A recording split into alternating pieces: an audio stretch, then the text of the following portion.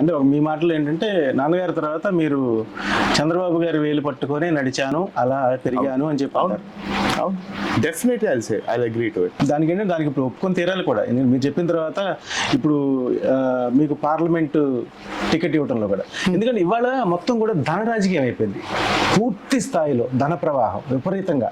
అంటే దానికి అసలు లేదు తెలుగుదేశం పార్టీ అట్ట ధన ప్రవాహాన్ని దాన్ని చూసి టికెట్లు ఇవ్వదు అని చెప్పడానికి మాత్రం ఏపీలో మీ ఒక్క సీటు మాత్రమే ఎగ్జాంపుల్ నేను చెప్తా. ఏమంటారు మీరు?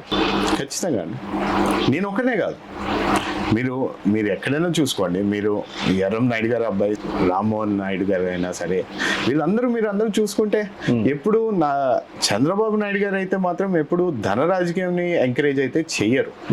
ఆయన ఏంటంటే ఆ ఫ్యామిలీ లెగసీని ఏ విధంగా ఆ ఫ్యామిలీని ప్రజల్లోని మమేకమయ్యి వాళ్ళని ప్రజల్ని ఆదుకున్న వాళ్ళ లెగసీ లీడర్స్ని వాళ్ళందరినీ నిజంగా ముందుకు నడిపిస్తూ వాళ్ళకి ఒక గైడెన్స్ ఇస్తూ రేపన్నాడు ఎందుకు వీళ్ళు బాగుంటారు అనే విషయాన్ని ప్రజల్లో తీసుకెళ్తున్నారు.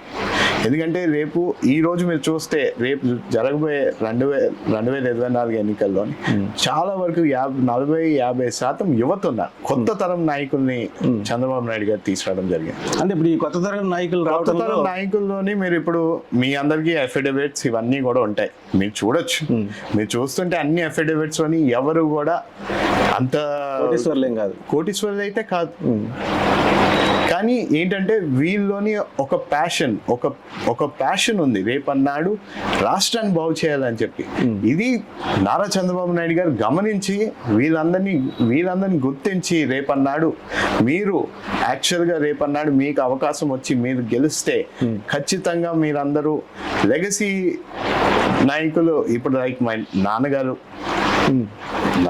చంద్రబాబు నాయుడు గారు నాకు అవకాశం ఇచ్చారంటే ఆయన ఒకటే ఆలోచన, మీ నాన్నగారు విధంగా అడుగుజనంలో నువ్వు నడుస్తావనే ఏకైక ఆలోచన. రేపన్నాడు ప్రజలు కూడా నిన్ను గుర్తిస్తున్నారంటే ఆయన వల్ల, ఆయన ఏ విధంగా పరిపాలించారో దానికి నువ్వు కట్టుబడి ఉండాలి.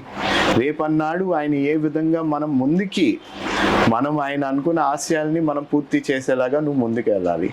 అలాగే నిన్ను ఒక్కటే కోరేది ఏంటంటే రేపన్నాడు ఆయన పేరుని నువ్వు అలాగా నిలబెట్టాలి తప్పించి ఎక్కడ కూడా పేరుకి వెళ్ళి మచ్చరానివ్వకుండా జాగ్రత్త నువ్వు తీసుకోవాలి.